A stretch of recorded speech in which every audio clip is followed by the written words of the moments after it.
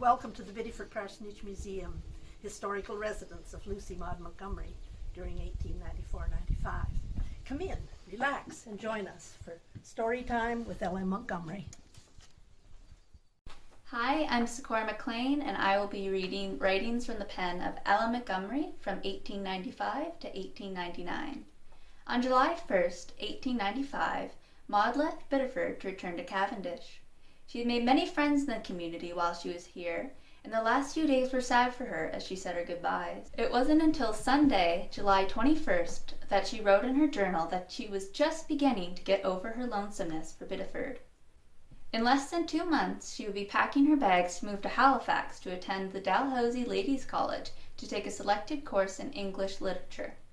On Sunday, September 15th, 1895, she wrote, "This is my last night at home for another while. I start for Halifax tomorrow and have been very busy all the week getting ready.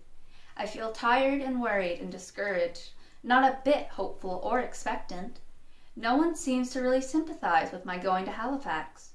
Grandmother is willing for me to go because I wish it so much, but not because she has any understanding of my reasons for wishing to go. She's going to help me a little financially too, as the $100 I saved while teaching out of a salary of $180 is not quite enough for the board at HLC and tuition at Dalhousie. Grandfather has shown no interest of any kind in my going. Cavendish people generally show a somewhat contemptuous disapproval. Not a great many of them voice it, but Miss Albert McNeil, who never cares what she says or how she says it, expressed their opinion in her own vulgar fashion when she remarked to me the other day, I don't see what in the world you need any more education. Do you want to be a preacher? Now, I don't care a snap for the opinion of Miss Albert or any of her ilk, with my mind, that is.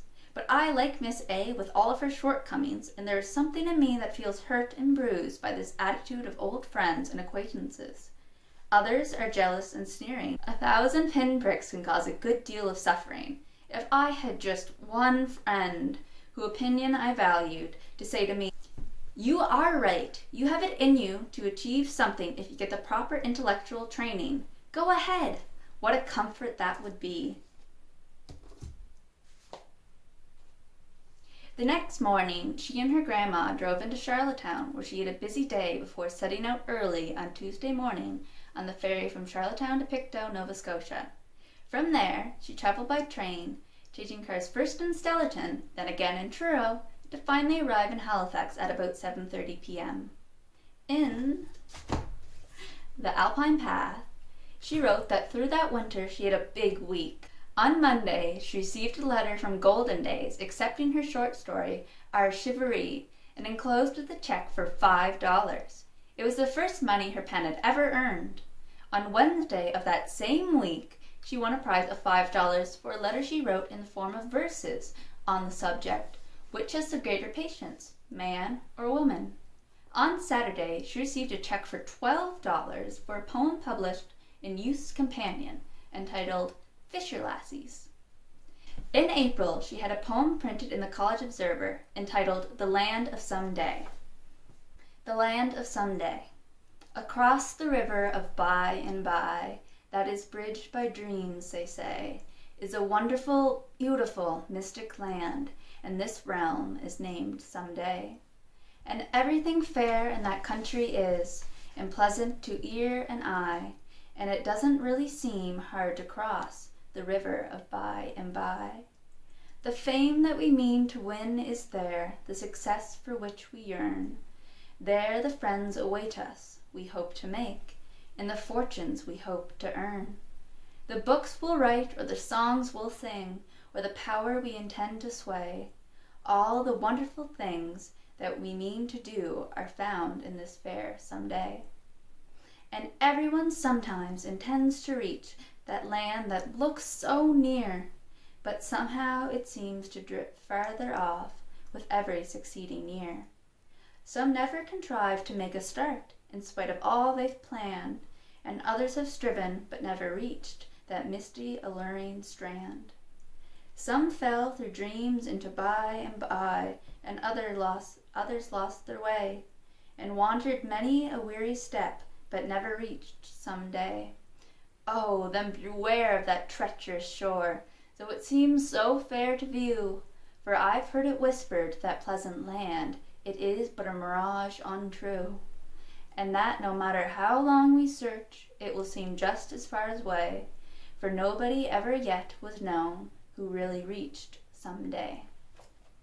While in Halifax, her literary efforts earned her a notable reputation as a writer. The Halifax Herald wrote, Miss Lucy Maud Montgomery of Cavendish, although not taking the regular undergraduate course, has done excellent work, particularly in English.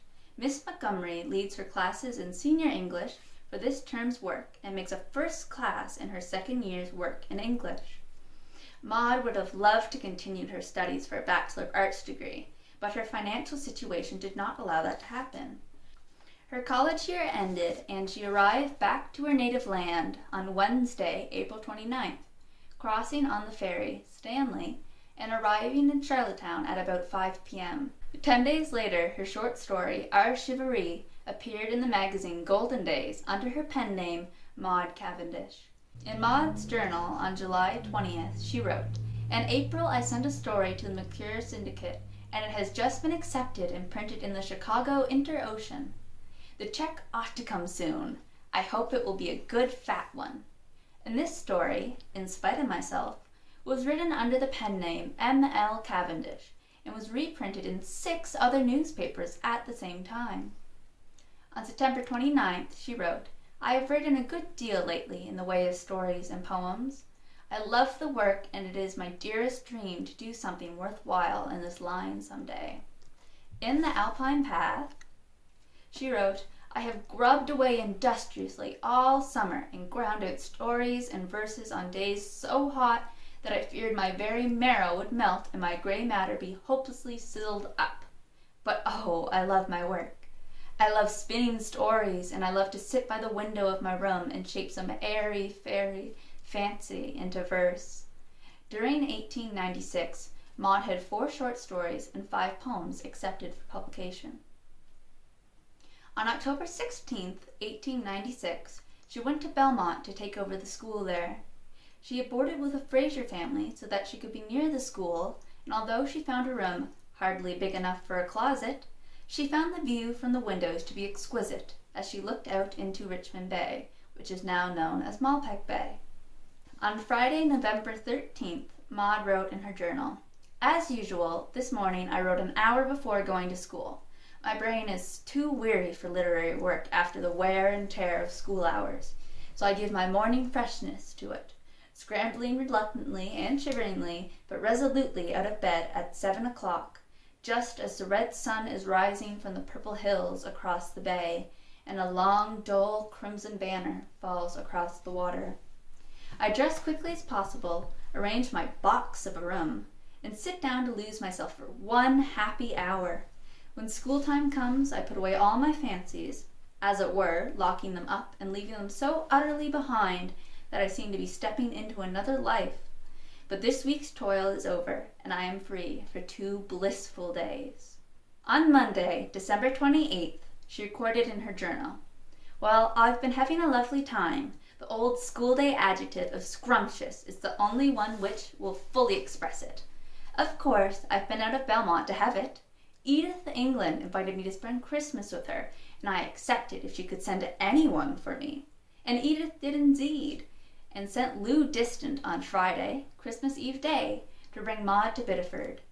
They left Belmont at 2 p.m. and arrived at Edith's about 4 p.m. Maud wrote that she and Edith had an ecstatic reunion. That night they attended a Sunday school concert in Ellerslie, at which Maud was to recite.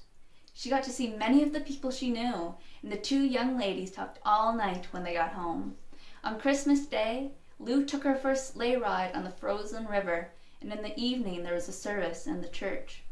On Sunday evening, Lou took her back to Belmont, arriving there about 7:30 p.m., and then it was back to school marming on Monday morning, December 28th. All the autumn of 1896, the weather had been extremely cold, but on December 30th, Maud wrote that it was deliciously mild and April-like. But on the 12th, she woke to see a regular old-fashioned blizzard on the rampage. She continued sending her poems and short stories during 1897, and that year had 8 short stories and 11 poems accepted for publication. On July 3rd, she returned to Cavendish for the summer. In June, just before she left Belmont, she had become engaged to her cousin, Edwin Simpson, and it was not long before she realized that she did not love him and that she could never marry him. This engagement caused her much anxiety and unrest. It got so bad that she dreaded receiving his letters, and although she begged him in her letters to release her from her promise to marry him, he persisted in pleading for her to reconsider. Grandfather has always been opposed to my teaching, but at last I've obtained the Lord Bedeck School, and I go in 2 weeks' time to take charge of it. It was while she was boarding at the home of Cornelius Laird and Lord Bedeck that she fell in love with their son, Herman, and she knew for sure that she had made a very grave error in becoming engaged to Edwin. Although she felt love for Herman, she believed that she would never be truly happy if she was to marry him. Her grandfather's death on March 5th, 1898, and the end of her tenure in the Lord Bedeck School at the end of that month, enabled her to return home to Cavendish and not to give in for her love to Herman. Edwin was still writing love letters to Maud, entreating her not to break off her engagement with him, and she was responding that she did not care for him in that way. On April 8th, 1898, she wrote, "I have had some success in literature, several acceptances, and some of them in new places. My work is a great comfort to me in these sad days." Finally, in May, Edwin returned her picture in a faded spray of apple blossoms, releasing her from her promise to marry him. Because of her grandfather's death, Maud felt that she must remain in Cavendish with her Grandma McNeil, and decided not to teach school anymore. She wrote, "For a month or so after I came home, my loneliness was almost unbearable. I'd been away so long that I felt outside of everything." In the late summer, she came again to Biddeford to spend a week with Edith England. She had a very enjoyable week, although there was a sorrowful side to it too, when she realized how much she had changed from the happy, light-hearted girl of 4 years ago, whose main object then was to have a good time, and she had a knack for succeeding with it as well. During 1898, she had 19 poems and 12 short stories accepted for publication. When she had returned to Cavendish from teaching school in Lower Bedeck, she had sent a picture of herself to Herman as he had requested, and he had sent her a letter acknowledging that he had received it. It was not in any way a love letter, but she slept with it under her pillow for a week, waking often in the darkness to draw it out and press her lips to it. Thus, in June 1899, it came as a very great shock to her to read in the paper of Herman Laird's death at the age of 29, due to complications from influenza, and it brought her to the realization that she would never see Herman again. During 1899, she had 14 poems and 10 short stories published. I will read the final one published in Munsey's in December 1899, entitled A Winter's Dawn. Above the marge of night, a star still shines, and on the frost-rimmed hills the sombre pines harbor a chilly wind that crooneth low over the glimmering wastes of virgin snow. Through the dim arch of Orient, the morn comes in a milk-white splendor, newly born. A sword of crimson cuts in twain the gray banners of shadows' hosts, and lo, the day.